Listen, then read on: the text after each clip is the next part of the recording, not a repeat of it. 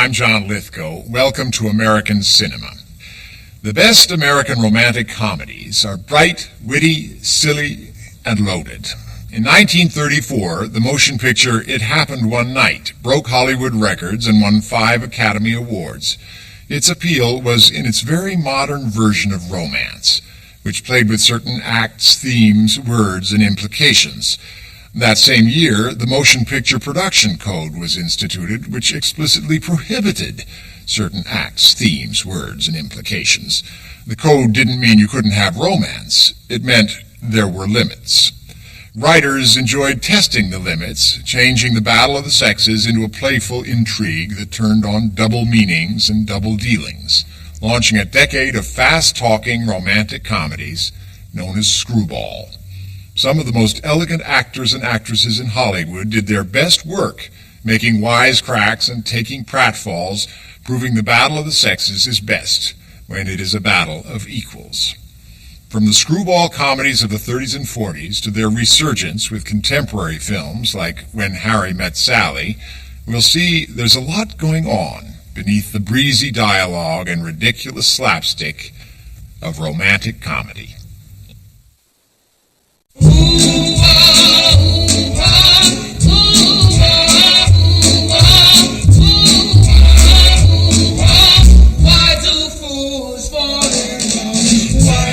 Boy meets girl, boy loses girl. Love conquers all. It's a timeless story.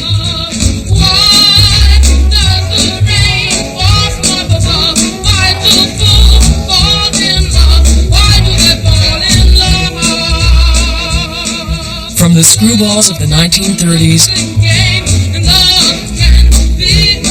to the smash hits of today,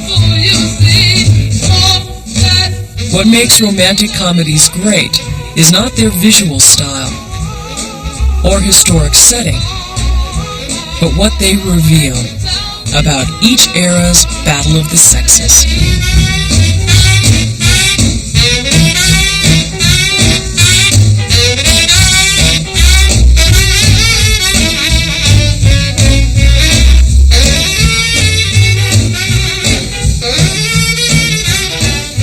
The myth of romantic comedy is you will find the person for you. Out there is a person for you. Everybody will find the person they fit with. I think that's why movies are made, to tell people and give them hope. I don't believe that love goes on forever, that there's one person for anybody. I don't believe that weddings are should be the end of a woman's life. I don't even think bride gowns look that attractive. I don't believe any of that. I don't believe in marriage. I don't believe in eternal love. I don't believe in any of the stuff that will probably be the ending of all of my movies. As the relationships between men and women have gotten more complicated and in some ways more strained, we've become much more conservative, and I think we're longing for the kind of easy romanticism of the 30s when things were a lot simpler. When you're in a tough spot, the best thing to do is go back and see how the old masters handled that situation. What we try to do when we're making the film is have the audience feel that these two people should get together, that they're attracted to each other, that they can complement each other through life. Romantic ideas are laid into the film, so we want them to get together at the end.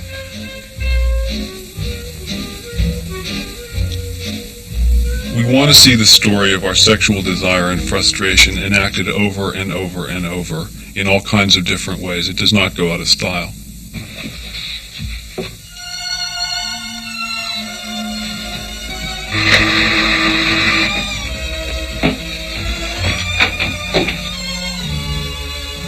Yes? What is it? I'm terribly sorry to bother you, but I forgot the key to my front door, so I had to ring your bell. I feel so silly. It's perfectly all right. The basic romantic comedy is two people from different sides of the tracks get together. So this is part of what you do all through the ages, you know. Cross-dresser who meets fashion designer. You know, you can do anything into the 90s and the 100s. Well, the basic storyline is of a man and a woman finding each other. Not good enough. What'd you say? I said they're not good enough for him. Every Jane in the room is giving him the thermometer, and he feels they're just a waste of time. The whole idea is that you talk or you sing and you do all these things before you consummate the romance. Watch his head turn when that kid goes by. Won't do you any good, dear. He's a bookworm, but swing him anyway. Oh, now how about this one? How would you like that hanging? It's a game. You play all sorts of games. What is your weakness, brother? Holy smoke, the drop kerchief. That hasn't been used since Lily Langtry. You'll have to pick it up yourself, madam. It's a shame he doesn't care for the flesh. He'll never see it. Oh, you don't like her either. Well, what are you going to do about it? Oh, you just can't stand it anymore. You're leaving. These women don't give you a moment's peace, do they? Well, go ahead. Go sulk in your cabin. Go soak your head and see if I care. You introduce the man and the woman in the beginning of the movie, and then you complicate it for the next, 60, 70 minutes, and you know they're going to get together at the end, but it's fun to watch how they keep missing each other. It's kind of a tough thing, because if you say, here's a romantic comedy, and I'm trying to keep the tension alive, except the audience comes in, they know who's in it, so they know they're going to get together. So you always throw in these obstacles to keep people apart. The stakes in the story kept getting higher, and the reaction that the audience has watching one of these films, I believe, is, my God, how are they ever going to get together? You're walking a fine line between having the reason to like each other and with, real obstacles, so that even though that reason exists and we know they love each other, that they're going to stay apart until some other thing is resolved that's bigger than the two of them.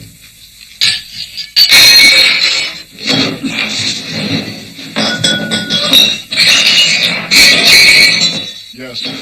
It's emotionally satisfying because you get that cathartic moment at the end when they do come together, and it's intellectually satisfying because the plot is always twisting in on itself. It's all this grand mystery. It always has been. And I think that's why it works so well in this in the film form. I just think the characters change, their attitudes change, their politics change, their intellect changes. But, not to sound too romantic, but maybe their heart stays the same.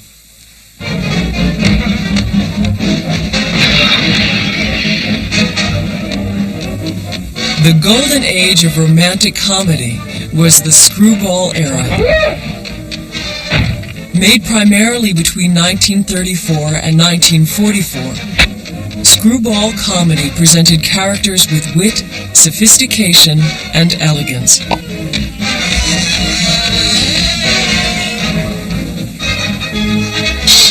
Their irreverent behavior offered an unsentimental vision of love that was powerfully romantic and distinctly modern.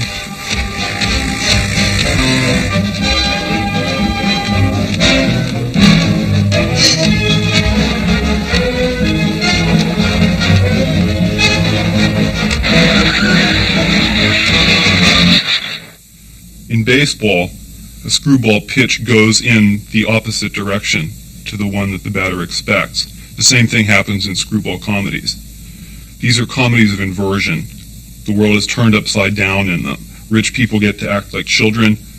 Men, often seen in Hollywood films as being very strong, come out as very weak. And conversely, women, being often very weak in Hollywood films, come out as very strong. For the most part, the woman was upper class and the man was not lower class, but not to the manner born.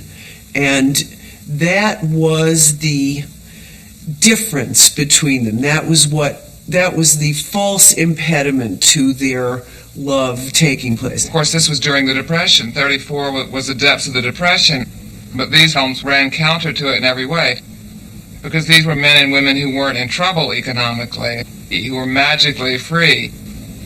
But they were about a world that was rarefied, that was the champagne and caviar world. It was America in the early 1930s, and though stocks were down, unemployment was up, and there was nothing much to laugh about. New York, America's culture capital, was thriving. Broadway was booming. The hoity-toities and the swells partied hardy, until one day, a telegram from a Hollywood agent arrived at the home of a New York writer.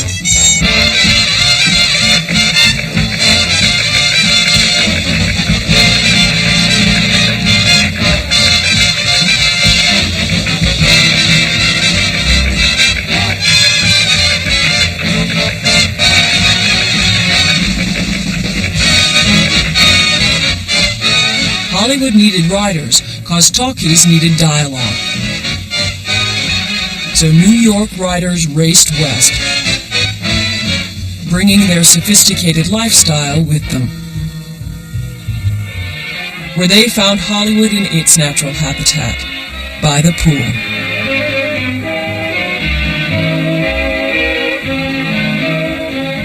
While New York writers delivered the witty repartee, the Hollywood directors supplied the pratfalls. Frank Capra, Gregory LaCava, Leo McCarey, and George Stevens got their training in the slapstick studios of the 1920s.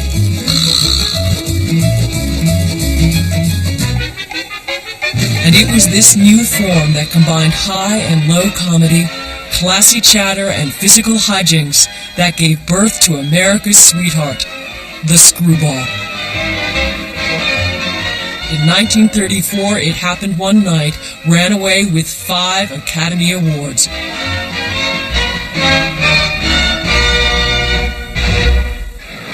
Aren't you going to give me a little credit?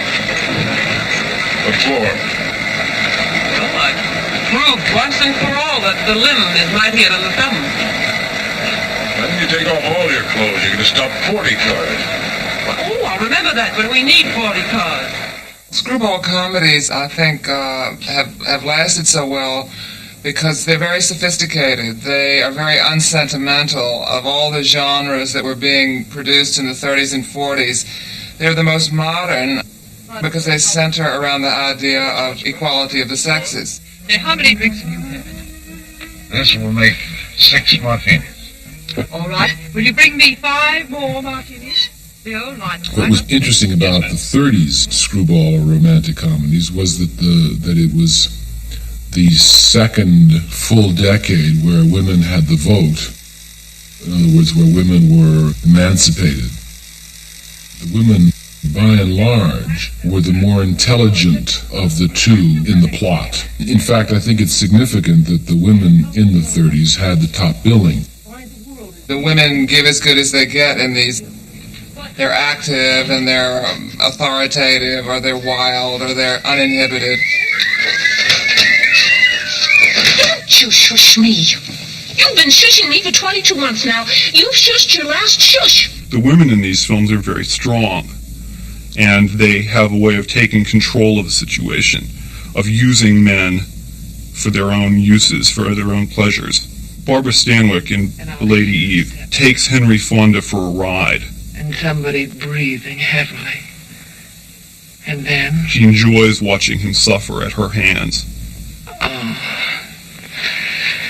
Oh. You better go to bed, Hopsy. I think I can sleep peacefully now.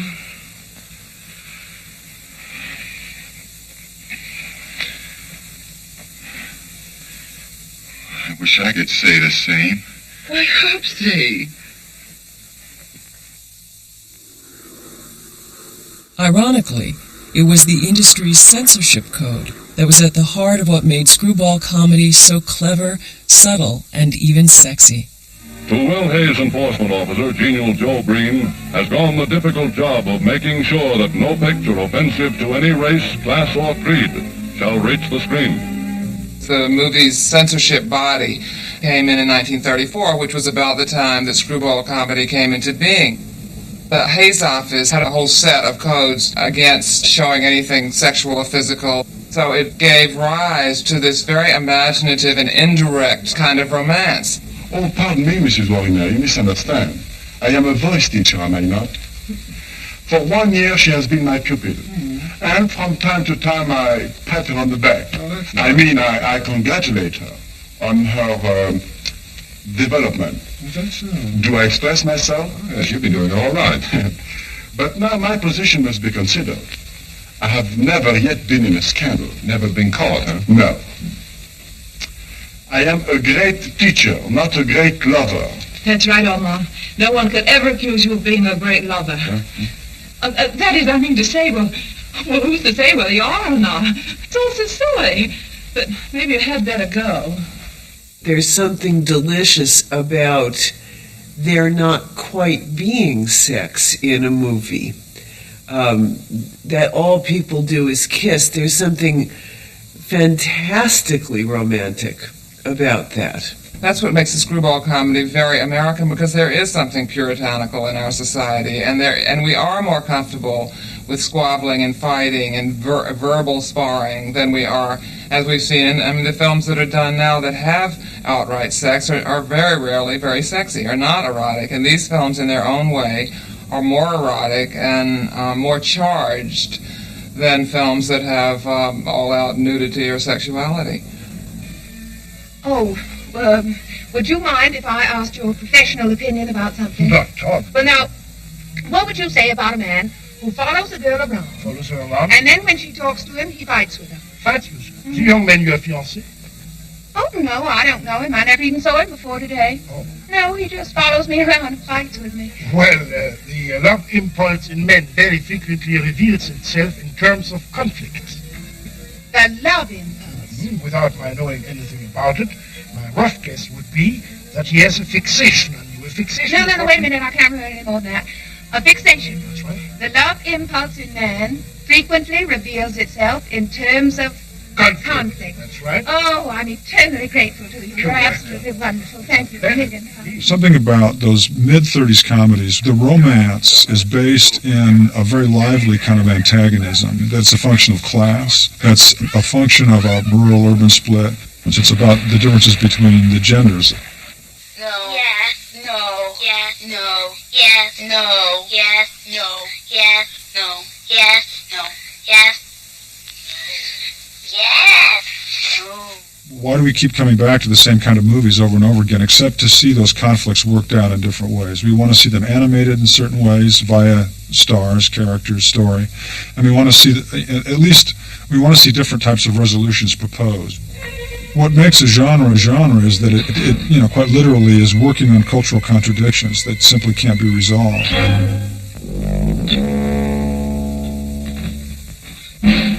The characters are such good matches for each other, and the writing was so intelligent, and the characters are usually so articulate that it's fun to watch them go at each other. You been in Hollywood long? Long enough. Trying to crash the movies or something? Something like that. I guess that's pretty hard to do. I guess so. I never got close enough to find out. Oh, sorry. Say, who's being sorry for who? Am I buying you the eggs or are you buying me the eggs? Just like to repay you for them. All right, give me a letter of introduction to Lubitsch. I might be able to do that, too. Who's Lubitsch? Drink your coffee. It is very much a star-driven genre, and there were a number of actors who were absolutely crucial to the development of this genre. Jimmy Stewart, Spencer Tracy, Early Cooper. Even though the men were always a little bit played a little bit as fools, they were still intelligent men, and they were still certainly very, appealing and sexy. I think Cary Grant was the quintessential romantic comedy star for a number of reasons. He was terribly good looking. Plus, he had this extraordinary facility with comedy. Physical comedy. I mean, he'd been a stilt walker. He did pratfalls and he could do somersaults and so on. He was athletic and acrobatic. The movie that made him a star was Leo McCarey's The Awful Truth. And Cary Grant resisted that role, resisted playing it. He was so worried about it, he went to the head of the studio and asked to take over the other part. He wanted to play the Ralph Bellamy part, and Harry Cohen threw him out of the office. And everybody else was a poor man's Cary Grant after that. And there were stars like Jean Arthur, Barbara Stanwyck, and even Hepburn, who saw the genre as a place where they could loosen up, where they could bring from within themselves a kind of energy that they couldn't bring to other roles. There were a few stars like Lombard who literally built their star persona in this genre.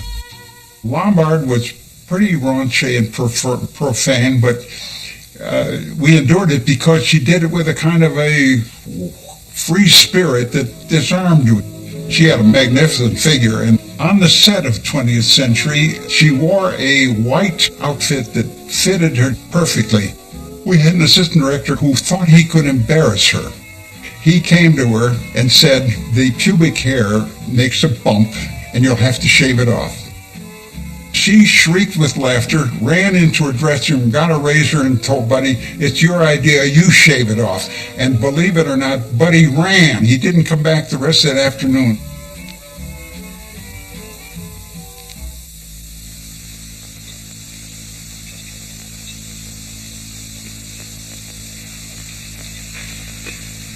Good morning.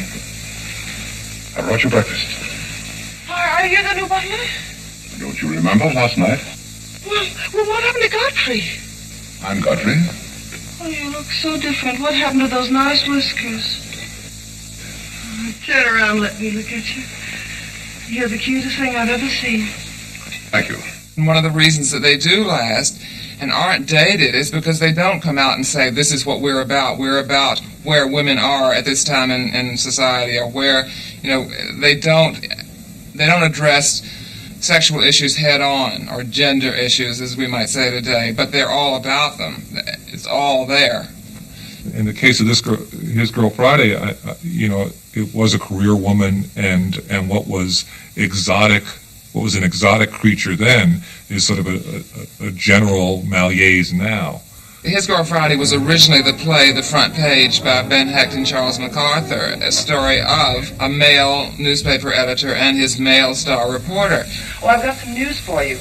Yes, I got the interview all right, but I've got some more important news. Say, listen, you crazy baboon, get a pencil and paper and take this down and get it straight. If I ever lay my two eyes on you again... No matter where I am or what I'm doing... I'm going to walk right up to you and hammer on that monkey skull of yours till it rings like a Chinese gong. The story is that Howard Hawks was reading it and had his female secretary read the part of Hildy and said, wow, this is a love story. And of course it is a love story. First you have the scene of her departure from her fiancé, poor Ralph Bellamy. What did you say? Go. Oh, I just said even 10 minutes is a long time to be away from you. Her outfit is based on Adela Rogers St. John's, who was a newspaper woman who dressed in this kind of mannish style. Hello, Jim. How are you? Hi, Hildy. Welcome back. And she comes in with such authority, breezes into the newsroom, says hello to everybody. She goes into Grant's office, and immediately it's like a boxing match or something. It's like a love match and a boxing match. Oh, listen, Walter. You are no longer my husband and no longer my boss. And you're not going to be my boss. What's that supposed to mean? Just what I say. You mean you're not coming back to work on the paper? You are right, Mr. Burns, for the first time today.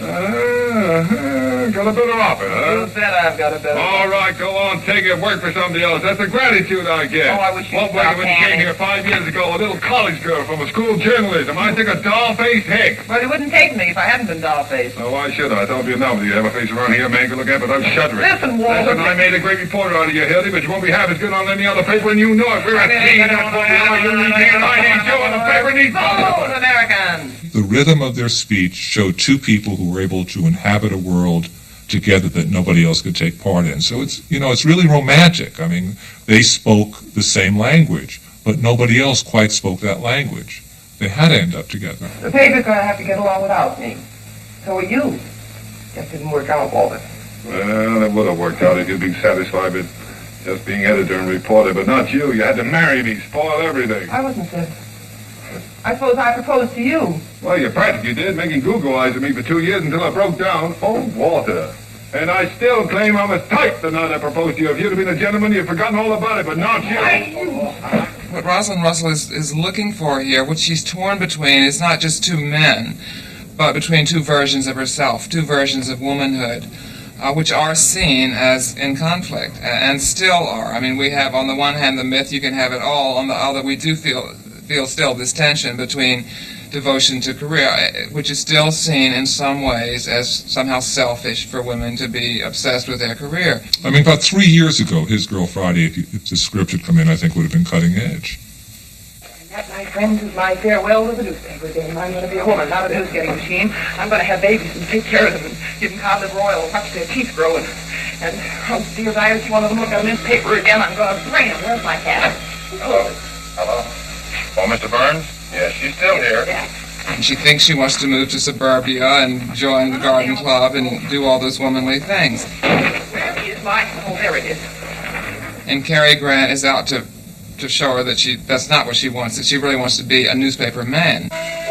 Walter, Hildy. Oh, we just escaped from the county jail. Yeah? By the end, she's realized through having covered this story, through having gotten involved in it, that this is really where she belongs. She needs that adrenaline, that excitement, that this is her passion, that this is what turns her on. This is sex for her. I just wanted to ask you one question. You don't want to come with me. I need that. Billy, you don't, do you? No. There was always this fear that women would get a taste of freedom and never come back, and you sense that, I think. That's one of the core themes in screwball comedy. So it kind of starts to sound like it's a political thing, and I don't think it is. I think it's just a dramatic thing. It's a character that goes from point A to point B, and I think it reflects that character arc reflects the climate of the time. No, don't worry about the story. Hildy's going to write it. Because she's not quitting. She never intended to. We're going to get married. Oh, can we go on a honeymoon this time, Walter? Sure. Hey, Duffy, you can be managing editors. No, not permanently, just for the 2 weeks we're away on the honeymoon. Oh, what? I don't know where we're going. Where are we going? Niagara Falls. Niagara Falls, Duffy. 2 more weeks, Walter. Sure, you've earned it. What? Strike? What strike? Where? Albany? Well, I know it's on the way, Duffy, but I can't ask Hildy to... Yeah, okay, Duffy. Well, isn't that a coincidence? We're going to Albany. I wonder if Bruce can put us up. The endings of the screwball comedies are conservative. They end in marriage generally, or capitulation to marriage, but then so do movies generally. Audiences are basically conservative, and this is what they want. But you don't imagine that suddenly these women are going to fall into submissive roles. It's just not going to happen.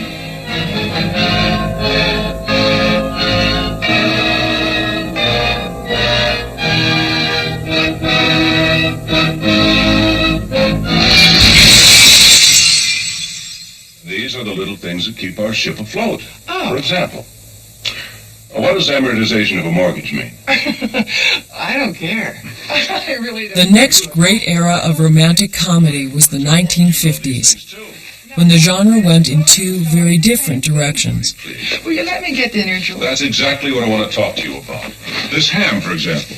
How much is a pound of Virginia ham these days? I don't know. I didn't buy a pound. Doris Day and Rock Hudson emerged as the top two box office draws, I don't know what a pound costs. I certainly don't know what a half a pound costs. and they reflected the era's concern with marriage, stability, and the home. Would you please tell me why you're getting so worked up over Virginia ham? It's not just Virginia ham. But truer to the critical tradition of romantic comedy were the films of Billy Wilder and Frank Tashlin, which sought to reveal what Doris and Rock concealed. You didn't lose your job. Oh, no, I didn't lose my job. I'll have that job the rest of my life. Well, then what are you worried about? 50s, everybody said, you know what love is?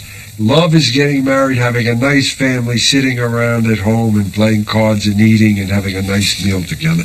That's love. Everybody said, fine.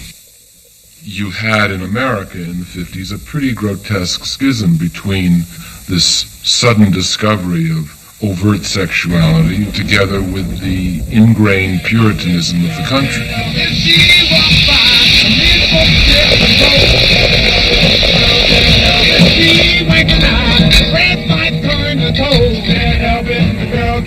If she got a lot more, what they call the mo, can't help it, the girl can't help it. The girl can't have it, she was born to please. Can't help it, the girl can't help it. If she's got a bigger maid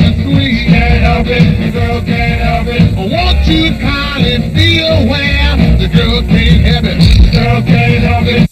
If the movies are a kind of pop mythology, then it's true that mythology, all mythology, basically, it's a kind of heavenly mirror of what's going on in society.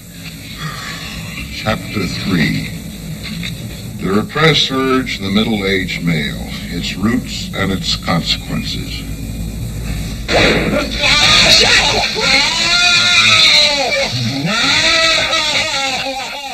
In the 1950s, psychoanalysis really washed over American popular culture. There was a kind of obsession with psychoanalysis and with the meaning of psychoanalysis. What psychoanalysis taught us was that under the surface of everyday life, particularly domestic life, lay a whole set of unruly, chaotic, anarchic, dark feelings and tensions, dark, dirty little secrets.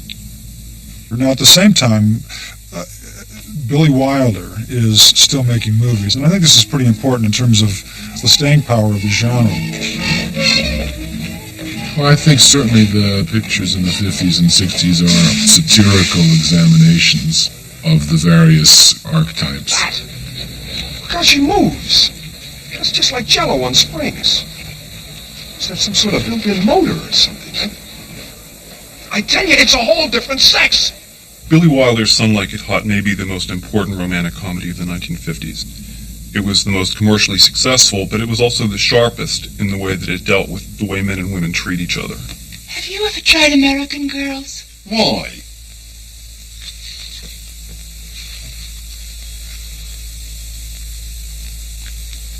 Was that anything? Thanks, just the same. You should see a doctor, a good doctor. I have. I spent 6 months in Vienna with Professor Freud, flat on my back. Then there were the Mayo Brothers, injections, hypnosis, mineral baths. Tony Curtis is doing Cary Grant. Kill myself. Marilyn is doing an extreme version of Marilyn. Some girl someplace that Jack Lemmon's doing a woman. I mean, it's off into kind of farce.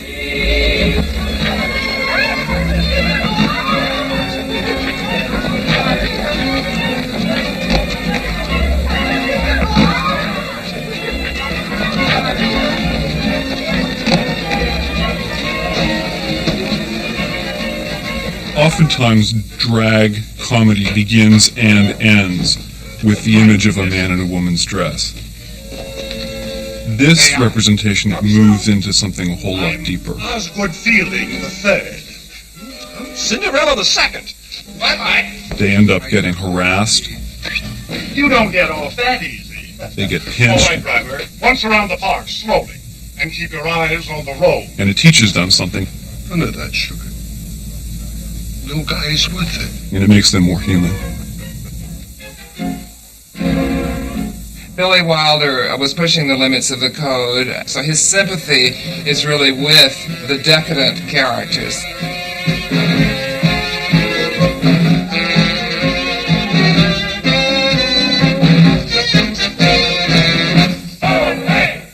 He was able to get away with that because his movies were so much fun. I smoke. They worked on two different levels. You could laugh at all the misadventures of the characters. 3 years now I've been living with a saxophone player. But then when you really thought about what the ending was saying, it really was very bold. I can never have children. I can adopt some. But you don't understand, Osgood. I'm a man. Well, nobody's perfect.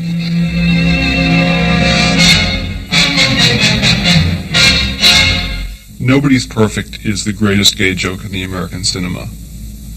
It's funny because it's true. What we see in this film is that nobody is purely male, nobody is purely female. These ideals don't work. Nobody's perfect. Nobody's like that.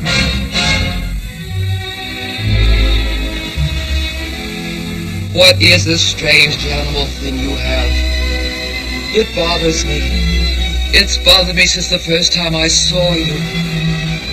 And it'll bother me always, from here to eternity.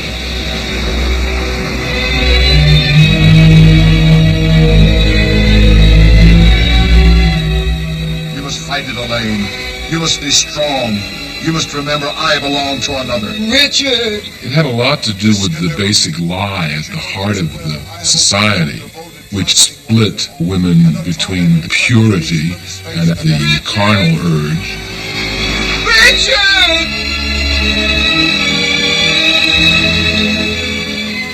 In the 30s, the women were both. They could be, whore and nun in one. That tended to split apart in the 50s and into the 60s, where it really had to be kind of one or the other. It's too icky. The pattern of your behavior is completely obvious.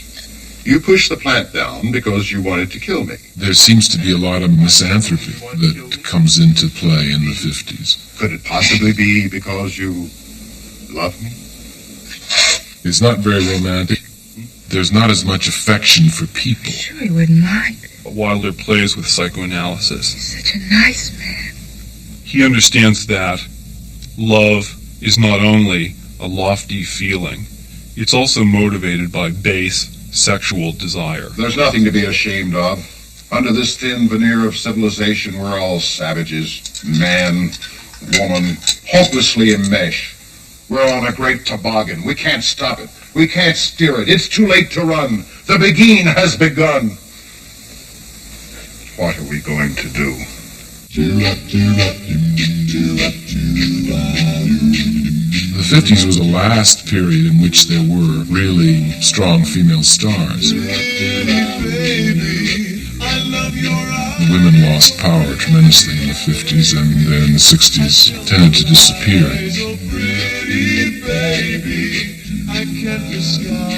And then came the 60s, and love was, let's love everybody.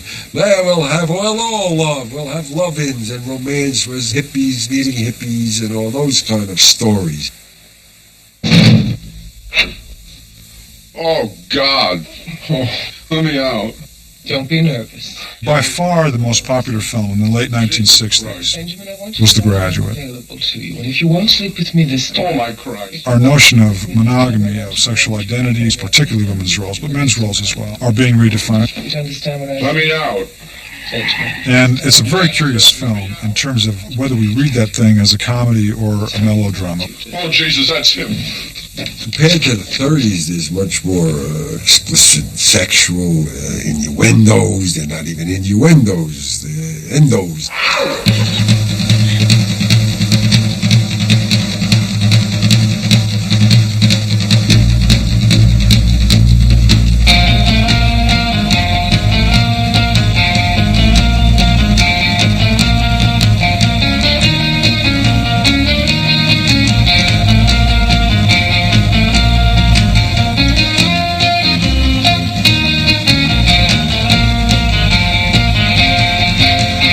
The effect of explicit sexuality has been somewhat negative for romantic comedy.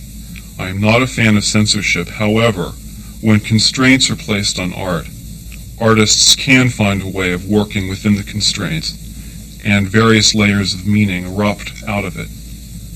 When you bring the subtext of sexuality into the open, when you make that text, where do you go? Perhaps it was because the weight of the issues in the feminist movement and the sexual revolution, we don't seem to find as much humor in all of that. Hollywood responded to the women's movement by ignoring it. In the late 60s and early 70s, which is really when the movement was at its peak, women virtually disappeared from the cinema. Where the hell am I going to get gravy at 8 o'clock? I don't know. I thought it comes when you cook the meat. In the late 1960s and 70s, women's roles in pictures diminished markedly, while their position in society appeared to improve. You didn't even know where this kitchen was till I came here and showed it to you. Listen, you want to talk to me, buddy? Put down that spoon. Spoon! You dumb ignoramus, that is a ladle. You did not know that's a ladle. Get a hold of yourself. The new woman had become too hot to handle, and it would be a number of years before romantic comedies returned to the screen. I'm arguing with him over gravy. They're here. The tension between the sexes, the confusion about sexual roles, is so great, it's like it's no laughing matter. There are no comedies because nobody's laughing. When romantic comedies did finally grapple with some of the issues raised by feminism, they often presented the new woman with the same old choices. I knew that I didn't want to do a picture that could be in any way a feminist picture. Theory, she really is. That would have been the trailer, I guess. Hey, we're going to Cap's Bar on 17th and Vermont. Connecticut's clear on Sunday, There was great effort given to presenting what I hope was a new kind of heroine. bypass Thomas Circle that way. If you don't go over 40, we should catch mostly green lights. Broadcast news makes an interesting parallel with His Girl Friday because it's obviously about, well, a television newsroom as opposed to a newsroom, and a woman who's torn between two men. Holly Hunter, though, for one thing, is the boss, in a sense. She's the producer, whereas William Hurt is the pretty boy anchor. If I can pick your brain... I can't help you, sorry. I'm not here to teach remedial reporting.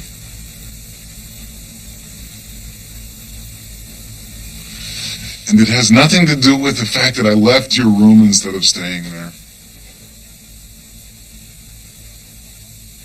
The characters now are much more neurotic, and all three of them are anxiety-ridden. I mean, they're not smooth and confident, and Holly Hunter is a mess. I mean, she cries every 5 minutes. First time she cries, you have no idea why she's crying. The second time, you might have some vague idea. And the third time, you realize that this is part of her. And I always thought that spoke volumes. The core sexy scene in broadcast news is where she's leading him through the Libyan crisis, and there's so much at stake because it is live. The name of the U.S. commander is Nathan Benchley. Nathan Benchley is at the Pentagon. So, That's great. Commander must have been a bit tougher today, shooting down the MiG-21. The one you got was an Su-22. What's it like at the moment of confrontation? What's it like to be in a real dogfight? This is where you get into work as sex, right, with this shot here. That's good. We worked forever on the sound of just her finger on that button. This is the way these two people made their connection, far apart and electronically. Tom's agenda is to get to her, because he's felt the connection between the two of them, and he hasn't questioned it. He's going with it. She's felt the same thing, and she's fleeing from it. You're an amazing woman. What a feeling having you inside my head.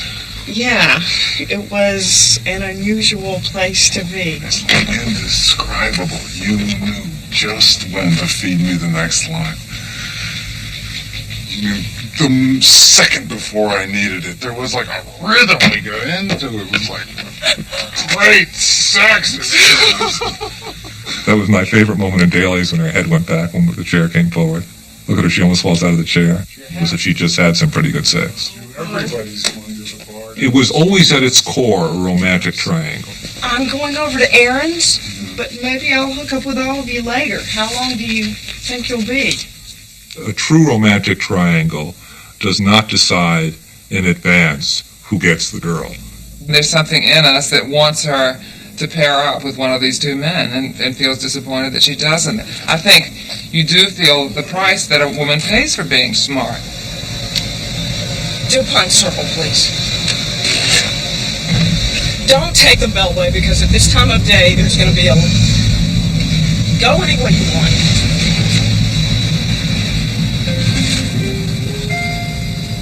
Again, it's that heterosexual romantic ethos.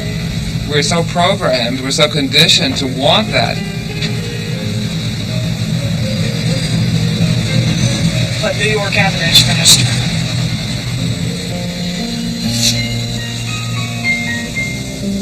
Two years later, I saw a bit of the picture, and it hit me that what the picture was about was three people who had missed their last chance at real intimacy in their lives. And then I felt more satisfied with the ending than I ever had.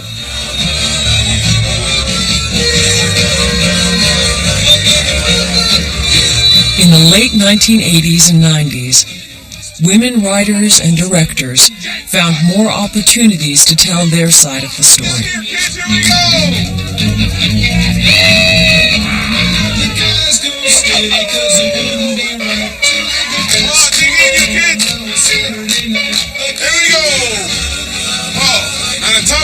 Using the truth of their own experience, stretching the boundaries of the form,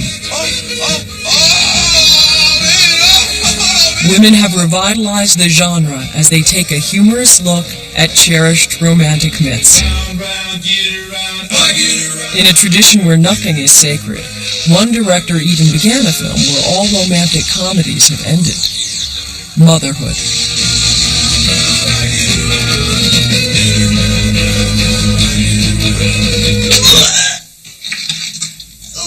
I had sort of avoided the whole, women thing for a long time. I wanted to work in movies, and I didn't want to limit myself. I wanted to be doing what the boys were doing. And I sort of was trying to figure out how do you stay in the game and all of that. And it was only after, having my baby that I said, well, what do I want to do? It's very hard to write a romantic comedy without, at least it is for me, without it being personal in some way.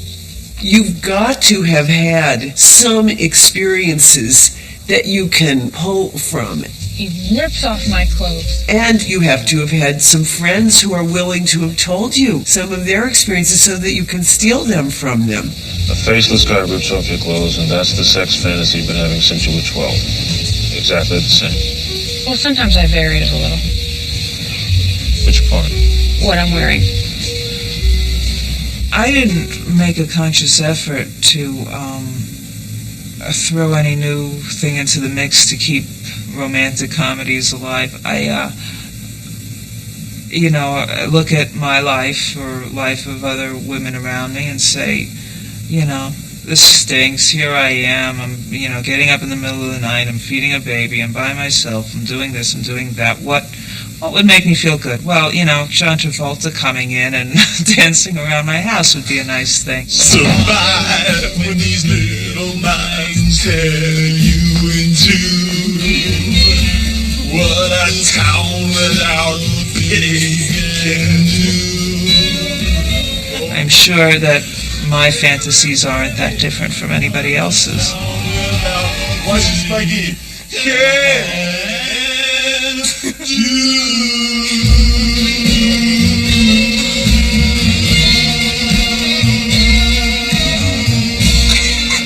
Now that's entertainment. One of the things I've always been interested in is creating female characters that I could relate to and that female friends of mine could relate to. That funny young lost look. I think taking a genre and twisting it, and by twisting it, being able to say something about the state of modern romance is something that's very appealing. I know.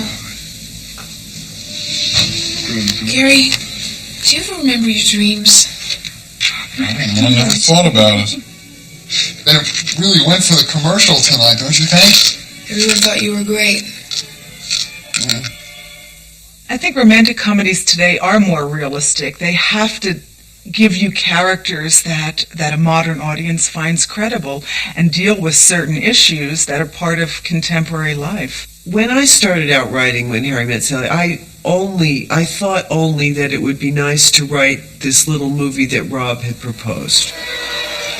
Two people are friends, they realize if they have sex they'll ruin everything, and then they have sex and they ruin everything. That was my goal.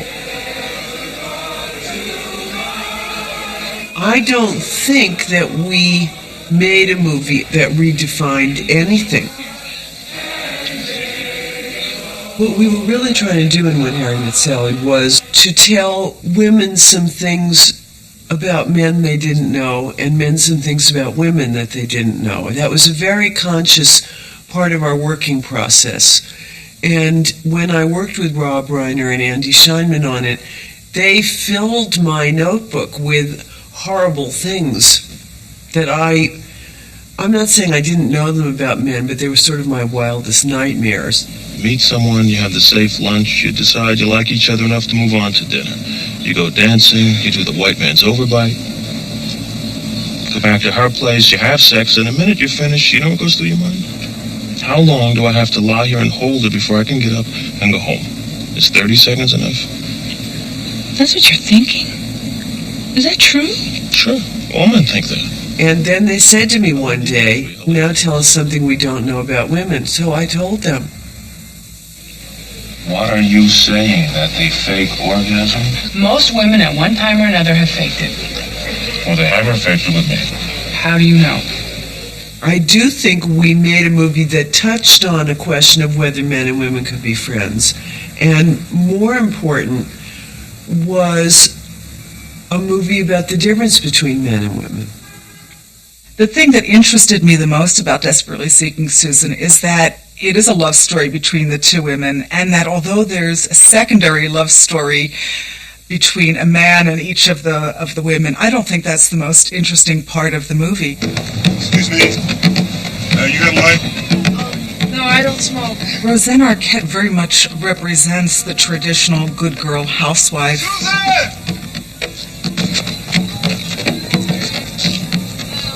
She's Mrs. Glass.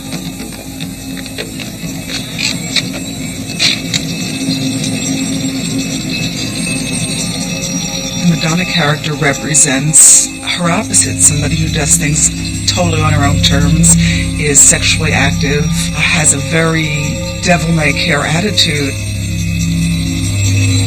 It's about one woman who's desperately seeking the other woman, but really what she's desperately seeking is herself.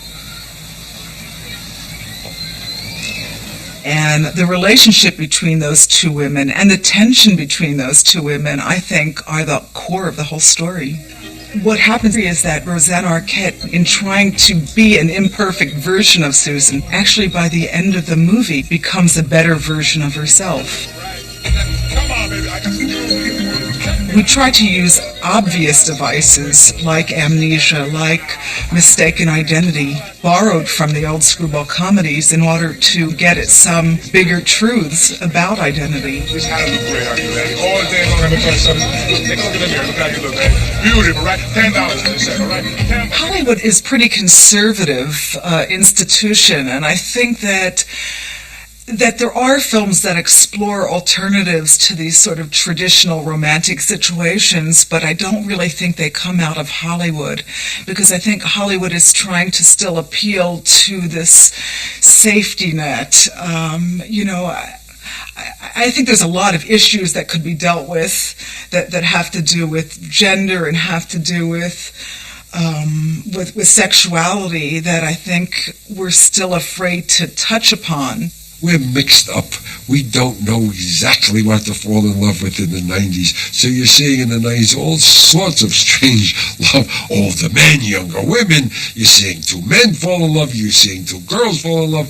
It's all over the place in the 90s. We still haven't figured it out. But soon, maybe by 2000, we'll have the 90s under control. We all go through cycles of believing in love and not believing in love, and believing in love and not believing in love. But always, I think, we want to believe in love. No matter how cynical we are, we want to believe that in the end the lovers will triumph and walk off into the sunset together, even though we know that when they walk in the sunset, they'll probably have a fight over what route to take. The rewards for all these displays, persuasions, and entreaties, however, can certainly be great. Yet even coupling may not be the ultimate achievement it might seem to be. An animal may have to do even more than this if it's to transcend its mortality.